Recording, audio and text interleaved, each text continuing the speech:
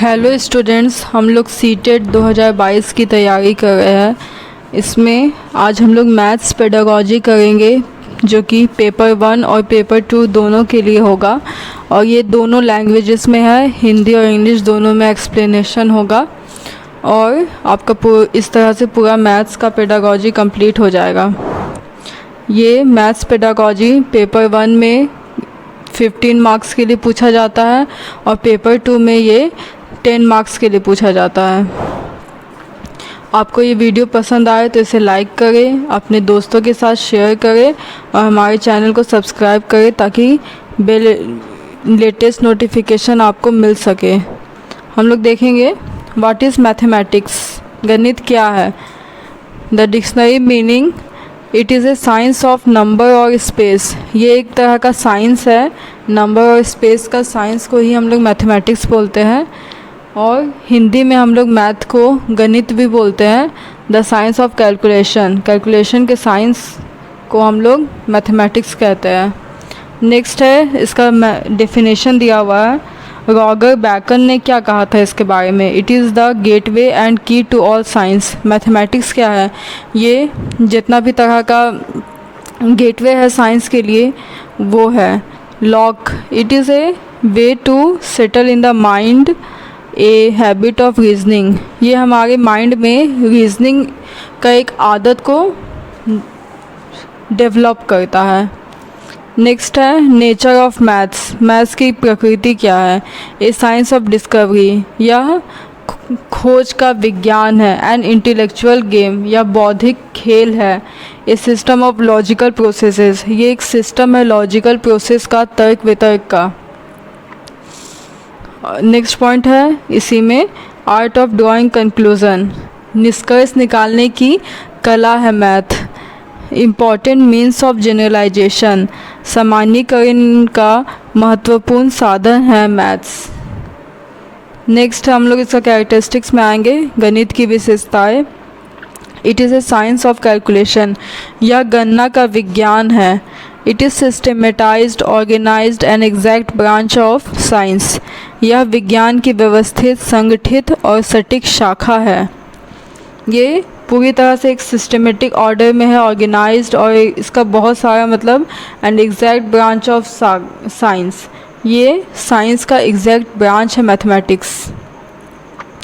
और इसकी विशेषताएं देखेंगे। लॉजिकल सीक्वेंस, ये क्या होता है, ये तार्किक अनुक्रम में होता है।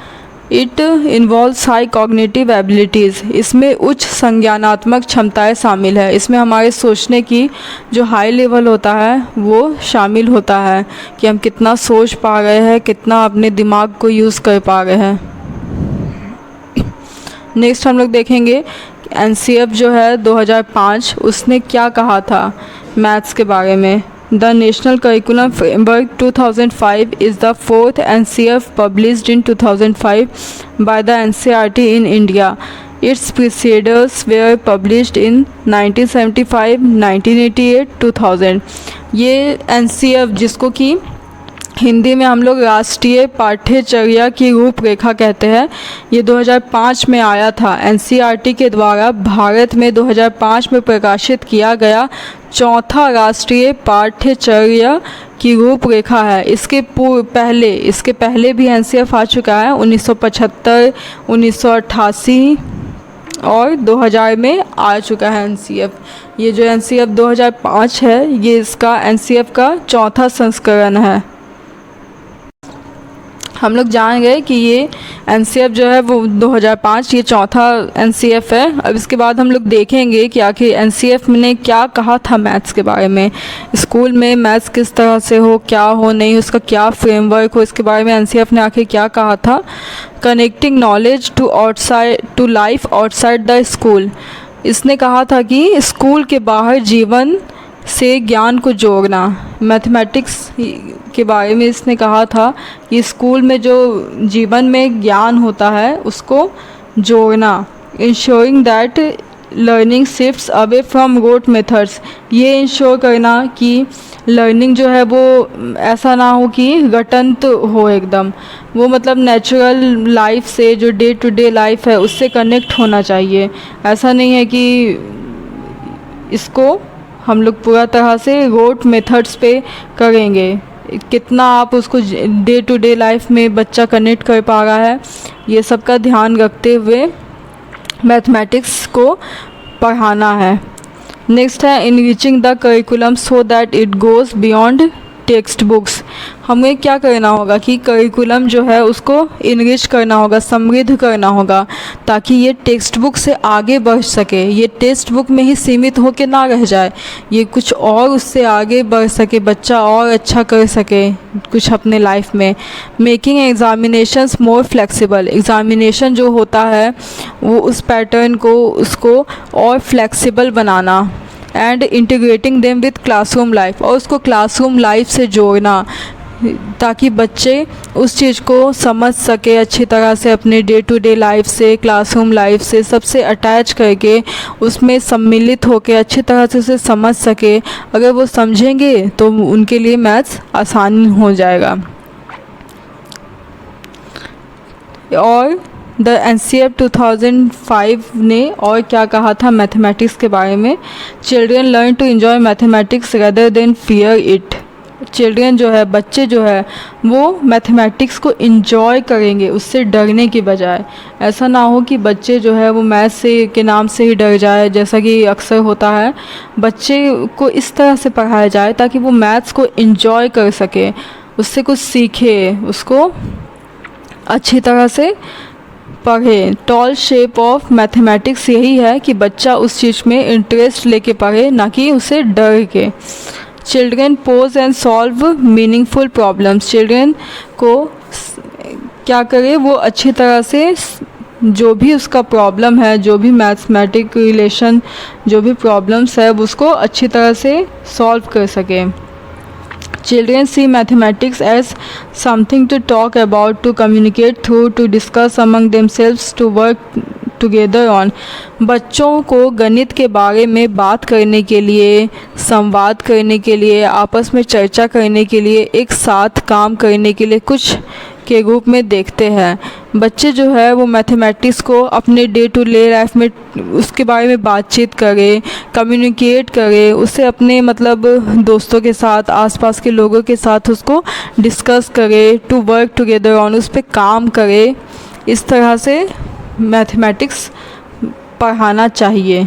और एक दिया हुआ है यहाँ पे क्वेश्चन है, इससे NCF 2005 से रिलेटेड कि which of the following is not an objective of teaching mathematics at primary level according to NCF 2005। इसमें से कौन सा ऐसा ऑब्जेक्टिव है टीचिंग मैथमेटिक्स प्राइमरी लेवल पे, कौन सा ये ऑब्जेक्टिव नहीं होना चाहिए 2005 NCF के अकॉर्डिंग? फर्स्ट पॉइंट है, फर्स्ट ऑप्शन है इसमें preparing for learning higher and abstract mathematics. बच्चों को इस तरह से प्रिपेयर करना कि वो हायर एजुकेशन के लिए प्रिपेयर करना। सेकेंड है making mathematics part of child's life experiences. बच्चे के लाइफ के एक्सपीरियंस से रिलेट करके मैथ्स को पढ़ाना। नेक्स्ट है सी ऑप्शन में क्या है कि promoting problem solving and problem posing skills. बच्चों में क्या है, प्रॉब्लम सॉल्विंग स्किल को डेवलप करना, प्रमोट करना। और नेक्स्ट है डी में प्रोमोटिंग लॉजिकल थिंकिंग, बच्चों में तर्क वितर्क की शक्ति का विकास करना, प्रमोट करना। इसमें चारों ऑप्शन में कौन सा इसका NCF 2005 का ऑब्जेक्टिव नहीं है? ऑफ कोर्स ऑप्शन ए जो है, यहाँ पे ऑप्शन ए जो है वो इसका आंसर होगा, preparing for learning higher and abstract mathematics. ऐसा नहीं है कि बच्चे को बस आगे की शिक्षा के लिए बस पढ़ा रहे हैं, कुछ वो जॉब कर ले, ये कर ले, वो उसके लिए नहीं, उसको ऐसा नहीं होना चाहिए। बाकी नीचे के जो 3 ऑप्शन है वो सही है, बाकी ऊपर वाला सही नहीं है। नेक्स्ट हम देखेंगे NCF 2005 emphasizes on constructivist approach। Next question हम लोग देखेंगे NCF 2005 emphasizes on constructivist approach of learning as it focuses। NCF 2005 किस चीज़ पे फोकस करता है? Effective lecture and instructions by teacher. Next option है memorization of definitions and formulae. उसके बाद है submission of regular homework. Fourth point है, fourth option है आपका active participation of learner through engaging activities. इसमें ऑब्वियस है कि इसमें ऑप्शन डी होगा answer, active participation of learner through engaging activities. इसमें बच्चे जो है वो एक्टिव पार्टिसिपेट करें, ऐसा उन्हें इंगेजिंग एक्टिविटीज़ वगैरह देना चाहिए ताकि बच्चे जो है वो एक्टिवली पार्टिसिपेट करें। अब ये ऑप्शन ए तो बिल्कुल गलत है। Effective lecture and instruction by teacher, सिर्फ लेक्चर और इंस्ट्रक्शन से कुछ नहीं होगा। बी ऑप्शन में भी दिया हुआ है मेमोराइजेशन ऑफ डेफिनेशन फॉर्मूली। ऐसा नहीं है कि बच्चा को रोट लर्निंग देना है कि डेफिनेशन याद कर लो, फार्मूला याद कर लो। उसके बाद सी ऑप्शन भी जो है वो सबमिशन ऑफ रेगुलर होमवर्क, इस तरह से बच्चा को इस तरह से होमवर्क वगैरह देना और मतलब उससे बाध्य करना, ये सब ठीक नहीं है। जो हमें सटीक लग रहा है वो फोर्थ ऑप्शन सही है कि बच्चा जो है उसको ऐसा एक्टिविटी देना ताकि वो एक्टिवली पार्टिसिपेट करे, खुद लर्निंग बाय डूइंग हो, वो खुद से करके सीखे। ये फोर्थ ऑप्शन सही होगा। इसके बाद नेक्स्ट हम देखेंगे, नेक्स्ट क्वेश्चन है NCF 2005 emphasizes that, NCF 2005 किस चीज़ पे एम्फेसाइज करता है, जोर देता है। फर्स्ट ऑप्शन है आपका maths shall be taught to selective students, maths जो है वो कुछ सेलेक्टिव स्टूडेंट्स को ही पढ़ाना चाहिए। नेक्स्ट है succeeding in mathematics should be mandatory for every children, mathematics में सक्सेस करना बच्चे को। और उसके बाद सी ऑप्शन है students should be tested first for their logical mathematical ability, students को क्या करना, टेस्ट करना कि उनका कितना एबिलिटी है, लॉजिकल मैथमेटिकल एबिलिटी उनका कितना है। फोर्थ में है maths curriculum should shall be separate for low achiever, ऐसा मैथ्स करिकुलम जो हो वो लो अचीवर जो चिल्ड्रन हो, जो थोड़े कमज़ोर हो, उनके लिए अलग होना। इसमें हमारा ऑप्शन बी जो है वो सही होगा कि नेक्स्ट हम देखेंगे,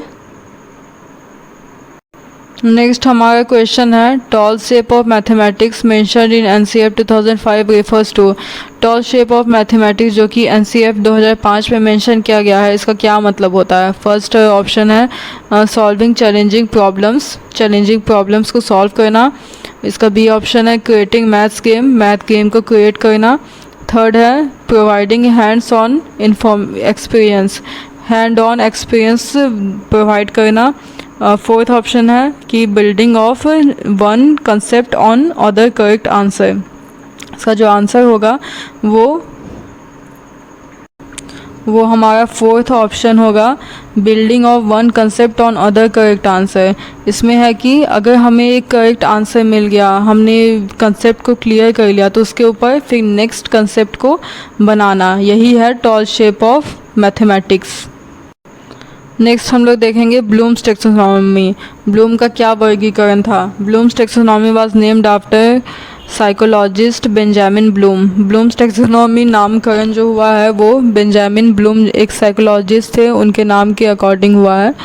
ही developed a set of 3 hierarchical models for the classification of learning objectives. उन्होंने क्या किया था, उन्होंने 3 हायरार्किकल मॉडल्स, जिसको 3 पदानुक्रमित मॉडल भी कहते हैं, उसको दिया था for classification of learning objective, learning के जितने भी ऑब्जेक्टिव्स है उसको क्लासिफाई करने के लिए। 3 domains of educational learning objectives, 3 domain क्या है, शैक्षिक सीखने के उद्देश्यों के 3 डोमेन क्या क्या है, कॉग्निटिव, अफेक्टिव, साइकोमोटर। कॉग्निटिव होता है संज्ञानात्मक, जो कि हमारे थिंकिंग से रिलेटेड होता है, हम क्या सोचते हैं, हमारे दिमाग से, ज्ञान से रिलेटेड होता है। उसके बाद जो अफेक्टिव डोमेन होता है सकारात्मक, फीलिंग, ये हमारा जो क्या फील करते हैं हम, वो उससे रिलेटेड होता है। फिर थर्ड जो है साइकोमोटर, कि हम मनोचिकित्सक, हम लोग क्या कर रहे हैं, हमारा उस चीज़ पे डिपेंड करता है, ये उससे रिलेटेड होता है। नेक्स्ट हम लोग देखेंगे ब्लूम्स टैक्सोनॉमी, ये 2 वर्ज़न था इसका, एक ओल्ड वर्ज़न है और एक अभी नया आया है। इसका ओल्ड वर्ज़न में सबसे नीचे के है नॉलेज, फिर कंप्रीहेंशन, फिर एप्लीकेशन, फिर एनालिसिस, फिर सिंथेसिस, उसके बाद लास्ट में सबसे टॉप में है इवैल्यूएशन। और इसमें अब कुछ चेंजेस हुआ है न्यू वर्ज़न में।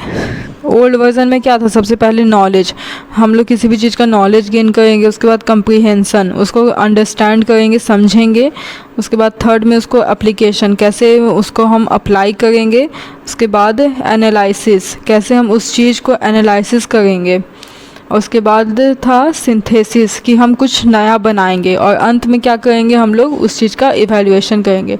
वही जो चेंज हुआ है न्यू वर्ज़न, उसमें सबसे पहले था रिमेम्बरिंग, याद करेंगे, फिर उसके बाद अंडरस्टैंडिंग, उसको समझेंगे, उसके बाद उसको अप्लाई करेंगे, उसके बाद क्या करेंगे, एनालाइजिंग, उसको एनालाइज करेंगे, उसके बाद हम लोग उस चीज़ का इवैल्यूएशन करेंगे, उसके बाद लास्ट में आता है क्रिएटिंग। हम लोग फिर उससे जो भी सीखे हैं, जो भी इवैल्यूएट किए हैं, उससे हम लोग क्या कुछ नया बनाएंगे। ये था ब्लूम का टेक्सोनॉमी। इसके बाद हम नेक्स्ट देखेंगे remember, retrieving relevant knowledge from long term memory. हमारा जो लॉन्ग टर्म मेमोरी जो होता है, उससे हम लोग कुछ रिट्राइव करके याद करेंगे। इसमें दो चीज़ आता है, रिकॉग्नाइजिंग और रिकॉलिंग। रिकॉग्नाइजिंग मतलब पहचानना, किसी भी चीज़ को पहचानना, और फिर रिकॉलिंग, उस चीज़ को याद करना। नेक्स्ट आएगा understand, determining the meaning of instructional messages including oral, written and graphic communication. जो हम लोग जो भी मौखिक, लिखित और ग्राफिक संचार दिया हुआ है, संचार निर्देशनात्मक संदेश दिया गया है, उसका अर्थ को निर्धारण करेंगे, उसका निर्धारण करके उसके बाद उसका इंटरप्रेटिंग, उसको इंटरप्रेट करेंगे, उसका व्याख्या करेंगे, फिर हम करेंगे एग्जाम्पलीफाइंग, उसकी अच्छा तरह से ये एग्जाम्पलीफाई करके उसके बाद हम लोग क्लासीफाई करेंगे, उस चीज़ को वर्गीकृत करेंगे, बांटेंगे। उसके बाद हम लास्ट में क्या करेंगे, समराइजिंग, उसको संक्षेप में, छोटे में हम लोग उसको समराइज़ कर लेंगे। उसके बाद है अप्लाई, कैरिंग आउट और यूजिंग ए प्रोसीड्योर इन ए गिवन सिचुएशन। मतलब हम किसी भी गिवन सिचुएशन है, उसमें कैसे आखिर उस प्रोसीड्योर को करेंगे। उसमें सबसे पहले एग्जीक्यूटिंग, उसको कैसे निष्पादन करेंगे, फिर उसको इम्प्लीमेंटिंग, कैसे हम उसको कार्यान्वयन में लाएंगे, मतलब कैसे उसको यूज़ में लाएंगे, कैसे हम अपना डेली लाइफ में उसको इम्प्लीमेंट कर पाते हैं, यही सब है। उसके बाद है analyse, breaking material into its constituent parts. जो मटेरियल है उसको उसका कॉन्स्टिट्यूएंट पार्ट में ब्रेक करके, and detecting how the parts relate to one another, और देखेंगे कि आखिर वो जो दो पार्ट था वो किस तरह से एक दूसरे से जुड़ा हुआ था, कैसे वो रिलेटेड था, and to an overall structure और पर्पस। और फिर उसके बाद देखेंगे कि उसका ओवरऑल स्ट्रक्चर क्या था। इसमें क्या होगा, डिफ्रेंशिएटिंग करेंगे, विभिन्नता, उसमें क्या भिन्नता है वो देखेंगे, ऑर्गेनाइजिंग, उसको ऑर्गेनाइज करके फिर देखेंगे। उसके बाद है evaluate, making judgments based on criteria and standards. फिर हम उसको जजमेंट, जो भी हम उसका मापदंड और मानक होगा, उसके आधार पर हम उसका निर्णय करेंगे, उसको फिर चेकिंग करेंगे, क्रिटिक्यूइंग, उसको उसका जांच करेंगे, उसके बाद उसका आलोचना करेंगे। हम एक तरह का जजमेंट देते हैं, इवैल्यूएशन करते हैं। उसके बाद सबसे अंत में आता है क्रिएट। ये हम लोग जो न्यू वर्ज़न है ब्लूम्स टेक्सोनॉमी का, उसको जो उसका 6 सेक्शन था पार्ट बाय पार्ट, नीचे से ऊपर, उसको रिमेम्बरिंग से लेकर क्रिएट तक जो भी था उसको हम लोग देख रहे हैं। इसमें सबसे अंत में फिर है क्रिएट, पुटिंग एलिमेंट्स टुगेदर, जितना भी एलिमेंट है उसको एक साथ पुट करके to form a new coherent whole और मेक एन ओरिजिनल प्रोडक्ट। जो भी मतलब हम लोग एलिमेंट है उसको एक साथ रख के फिर हम एक ओरिजिनल, और मतलब ओरिजिनल या फिर नया प्रोडक्ट बनाएंगे। इसमें क्या होगा, इसमें आएगा जनरेटिंग, मतलब कुछ हम जनरेट कर रहे हैं, बना रहे हैं। उसके बाद प्लानिंग एंड प्रोड्यूसिंग, मतलब उसका योजना बना के हम कुछ नया निर्माण करेंगे। अपने जो भी हमें पढ़ाई से लर्निंग का ऑब्जेक्टिव है, जो भी हमें समझ में आया है उसको रिमेंबर करके, अंडरस्टैंड करके, एनालिसिस करके, अप्लाई करके, फिर उसको इवैल्यूएट करके, फिर कुछ हम उससे नया चीज़ बनाएंगे, क्रिएट करेंगे। ये जो है ये न्यू वर्ज़न आया है ब्लूम्स टेक्सोनॉमी का। इसके बाद है नेक्स्ट ह्यूरिस्टिक मेथड। क्या क्या मतलब तरीका हो सकता है मैथमेटिक्स को पढ़ाने का, जिसमें कि ह्यूरिस्टिक मेथड यहाँ दिया हुआ है। अनुसंधान विधि, खोज विधि। The word heuristic is derived from the Greek word heurisko meaning I find out, and the heuristic method is one in which the pupils are left to find out things for themselves। ये क्या है, ये heuristic जो word है ये derive किया गया है एक ग्रीक वर्ड से हेरिस्को। इसका मतलब क्या होता है, खोजना। और ये एक तरह का मेथड है जिसमें कि बच्चों को छोड़ दिया जाता है खुद से, वो कुछ भी मतलब कुछ भी खोज सकते हैं। उनको छोड़ दिया जाता है कि जो प्रॉब्लम दे दिया जाता है उन्हें छोड़ दिया जाता है कि वो खुद से उस चीज़ पे शोध करे, अनुसंधान करे, उसको चीज़ को खोजे। The heuristic method is based on the following principles. Heuristic method जो होता है वो फॉलोइंग जो नीचे दिया हुआ है उन प्रिंसिपल्स पे बेस्ड होता है। फर्स्ट है प्रिंसिपल ऑफ एक्टिविटी और लर्निंग बाय डूइंग। यहाँ पे है कि बच्चे जो है वो किस तरह से कोई भी चीज़ को खोजेंगे, वो क्या करेंगे, कुछ एक्टिविटी मतलब खुद से कुछ सेल्फ एक्टिविटी करेंगे, या फिर वो लर्निंग बाय डूइंग मतलब खुद से करके सीखेंगे। फिर नेक्स्ट है प्रिंसिपल ऑफ एक्सपीरियंस। जैसे जैसे वो चीज़ करते जाएंगे उनको एक्सपीरियंस आते जाएगा, उस चीज़ से भी वो सीखेंगे। प्रिंसिपल ऑफ फ्रीडम, उसमें मतलब बच्चे को स्वतंत्र रूप से छोड़ दिया जाता है, किसी भी तरह का हस्तक्षेप नहीं किया जाता है और बच्चे स्वयं से करके सीखते हैं। प्रिंसिपल ऑफ प्ले वे, खेल कूद में बच्चे सीखते हैं। प्रिंसिपल ऑफ पर्पस, जो वो कर रहे हैं उसका कुछ भी प्रॉब्लम है जिसको वो फाइंड आउट कर रहे हैं तो उसका कुछ ज़रूर कुछ ना कुछ उद्देश्य होगा, ऑब्जेक्टिव होगा, पर्पस होगा। ये सब जो है वो ह्यूरिस्टिक मेथड का कुछ प्रिंसिपल दिया हुआ है यहाँ पे। उसके बाद नेक्स्ट हम लोग देखेंगे ऑब्जेक्टिव्स और ह्यूरिस्टिक में स्ट्रैटेजी। इसका आखिर क्या ऑब्जेक्टिव है, क्या उद्देश्य है। To develop among students the ability of self learning. इसका मतलब है कि बच्चों में सेल्फ लर्निंग का एबिलिटी को डेवलप करना, कि बच्चे में इतना मतलब उसको डेवलप कर देना कि वो खुद से लर्न करे, पढ़े। To develop among students the ability of critical thinking. बच्चों में तार्किक क्षमता, तार्किक सोच का विकास करना। नेक्स्ट है to develop among students the attitude of logical thinking. उनमें लॉजिकल थिंकिंग का जो एटीट्यूड होता है उसको विकसित करना। To develop among students the scientific thinking. बच्चों में वैज्ञानिक सोच को, थिंकिंग को उसको डेवलप करना ताकि बच्चे साइंटिफिकली सोच सके उस चीज़ के बारे में। नेक्स्ट हम देखेंगे इसका क्या मेरिट्स है, क्या उसका गुण है ह्यूरिस्टिक मेथड का। It develop scientific and critical attitude of mind in the students.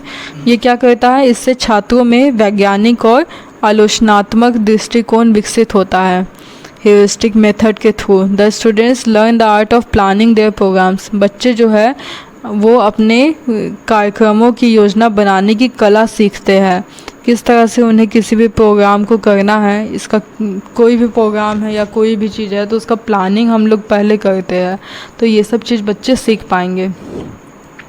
It fosters self activity in the students. ये क्या करता है, बच्चों में सेल्फ एक्टिविटी को बढ़ावा देता है ताकि बच्चे जो है वो खुद से क्रिएटिविटी करे, खुद से एक्टिविटी करके कुछ नया सीखे। The problem of discipline is solve as the students remain busy in their work. और क्या होता है, क्लास में बहुत ज़्यादा हल्ला हो रहा है, शोरगुल हो रहा है, तो इस तरह के मेथड से क्या होता है कि क्लास में डिसिप्लिन मेंटेन रहता है, क्योंकि जो बच्चे होते हैं वो अपना जो काम उन्हें दिया गया उसमें बिज़ी हो जाते हैं और इस तरह से अनुशासन की समस्या भी हल हो जाती है और बच्चे भी अपने कामों में व्यस्त हो जाते हैं। नेक्स्ट हम लोग देखेंगे इसका लिमिटेशंस क्या है, इसका सीमा क्या है, सीमाएँ किसके क्या है। This method is not suitable for primary classes. ये जो मेथड है वो प्राइमरी क्लासेस के लिए सुटेबल नहीं है। नेक्स्ट है it is a very slow method. ये एक बहुत ही ज़्यादा स्लो मेथड है, इसमें बहुत टाइम लगेगा। And it is not possible to finish the syllabus in time. और ये चूँकि स्लो मेथड है तो इसके द्वारा मतलब सिलेबस जो है वो पूरा का पूरा नहीं टाइम पे ख़त्म हो सकता है। नेक्स्ट हम लोग देखेंगे द वैन हीली लेवल्स। यहाँ से तो आपको एग्ज़ाम में एक दो क्वेश्चंस तो हर साल पूछ ही लेता है कि वैन हीली का जो स्तर है वो क्या है। This theory originated in 1957 by husband and wife team Diana van Hiele, Geldof and Pierre van Hiele. ये एक हस्बैंड वाइफ के द्वारा इस थ्योरी का ओरिजिनेशन हुआ था 1957 में। It helps to describe how students learn geometry. ये जो मेनली ये क्या करता है, वर्णन करने में मदद करता है कि छात्र ज्यामिति कैसे सीखते हैं। बच्चे जो है, अगर ये क्वेश्चन आ सकता है कि वैन हीली का जो लेवल था वो किस पे डिपेंड है, किस चीज़ पे बेस्ड होता है, तो वो आप आंसर देंगे ज्योमेट्री पे। इसके बाद हाउ डू दे वर्क, आखिर ये काम कैसे करता है। Geometric reasoning starts as soon as we can start processing information and in early schooling. ये जो ज्योमेट्री होता है, जैसे ही हम सूचनाओं को संसाधित करना और शुरुआती स्कूली शिक्षा में ज्यामितीय तर्क देना शुरू करेंगे। तब स्कूल जैसे ही स्टार्ट होता है हम कुछ ना कुछ तर्क देना और मतलब ज्यामितीय वर्क वगैरह कुछ ना कुछ शुरू कर ही देते हैं। However depending on the individual the ages in each stage can vary specially as they progress through school. मतलब बच्चे जो है उनका जो इसमें कुछ लेवल्स दिया हुआ है, स्टेट्स दिया हुआ है।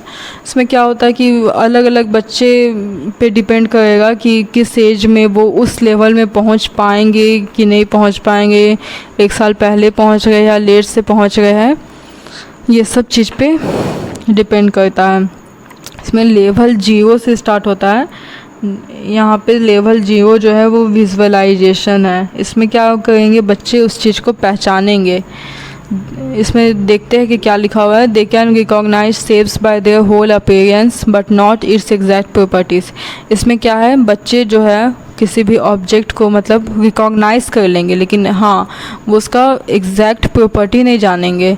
For example students will think of A shape in terms of what it looks like. मतलब बच्चे मतलब उसका आकृति देख के जान जाएंगे कि वो क्या चीज़ है, लेकिन हाँ वो उस चीज़ का एग्जैक्ट मतलब नहीं जानेंगे कि इसका क्या इसमें गुण होता है नहीं होता है।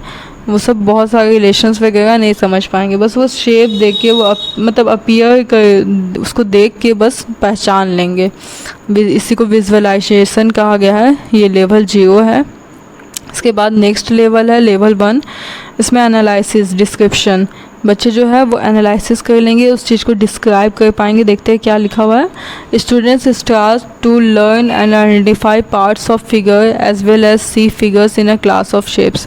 बच्चे जो है वो आइडेंटिफाई करने लगेंगे कि ये मतलब फिगर का कौन सा पार्ट है नहीं है, इस चीज़ को वो पहचानना शुरू कर देंगे और उसका डिस्क्रिप्शन देना भी शुरू करेंगे। नेक्स्ट लेवल है लेवल 2 इनफॉर्मल डिडक्शन, अनौपचारिक कटौती। इस स्तर पर एक छात्र आकृतियों के गुणों के बीच संबंध को पहचानना शुरू कर देगा।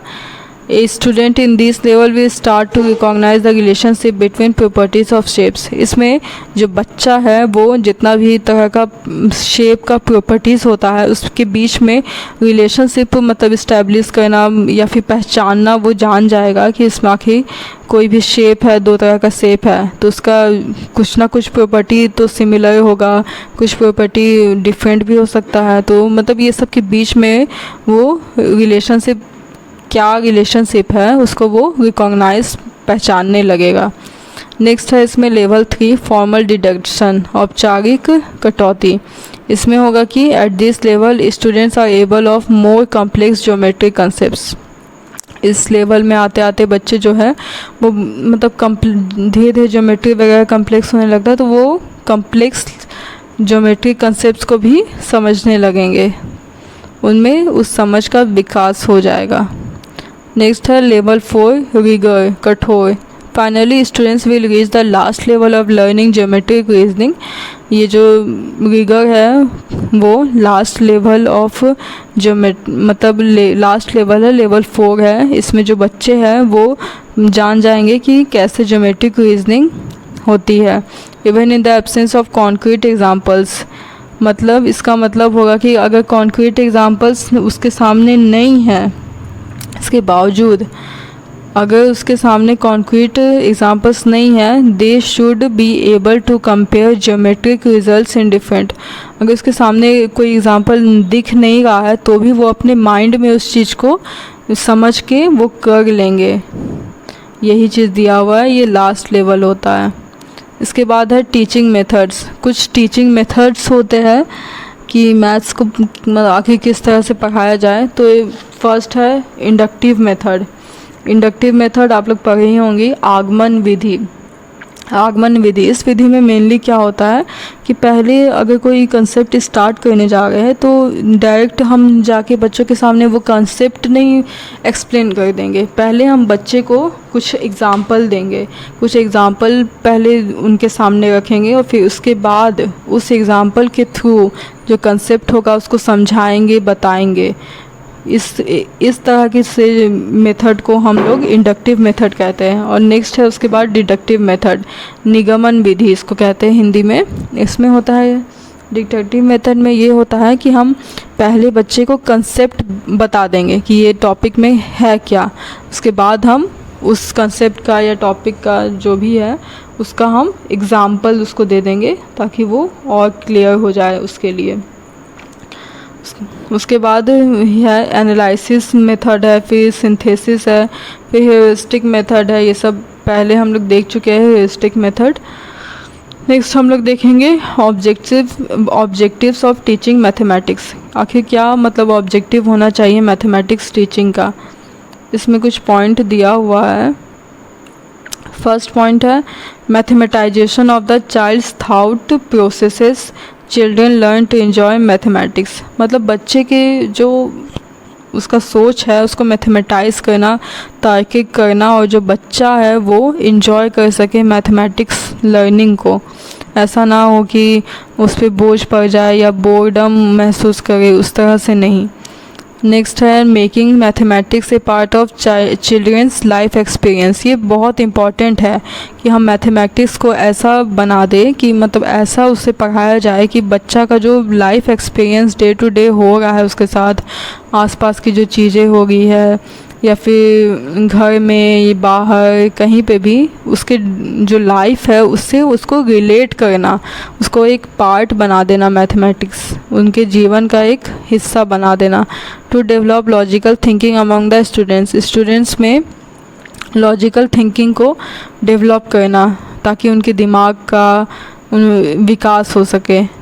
नेक्स्ट है last point, children understand the basic structure of mathematics that is arithmetic, algebra, geometry and trigonometry. बच्चे जो है वो क्या कर सके, कम से कम बेसिक मैथमेटिक्स सीख सके। बेसिक में आपका आ जाएगा अर्थमेटिक कर सके, वो कुछ अलजेब्रा हो गया, फिर जियोमेट्री हो गया, ट्रिग्नोमेट्री, ये सब कुछ हमने देखा। ऑब्जेक्टिव्स हैं कि मैथमेटिक्स टीचिंग का कुछ ऑब्जेक्टिव्स यहाँ दिया हुआ था। उसके बाद नेक्स्ट देखेंगे यहाँ पे एक मैंने PDF एक शॉर्ट सा तैयार किया था। इसमें एक पिक्चर है van Hiele theory of geometric thought. इसमें जो है वो उसका जितना भी लेवल था उसको यहाँ पे दिया हुआ है। यहाँ पे विजुअलाइजेशन जो 1 लिखा हुआ है ये 0 होगा एक्चुअल में। यहाँ पे ये आप लोग ठीक कर लीजिएगा। यहाँ पे मैंने आप लोग यहाँ इसे सुधार दिया है मैंने इसे। ये लेवल जो है इसका स्क्रीनशॉट ले लीजिए, इम्पॉर्टेंट है। वैन हीली थ्योरी से हर साल क्वेश्चन पूछता है, तो जितना भी मैंने आपको पढ़ाया है उसका आप लोग स्क्रीनशॉट्स लेते जाइए और इसका नोट्स वगैरह बनाते जाइए, क्योंकि अब 2-3 महीना में ही एग्ज़ाम होने वाला है। आपको ये वीडियो बहुत हेल्प करेगा आपके मैथ्स पेडागोजी को कंप्लीट करने में। Thank you.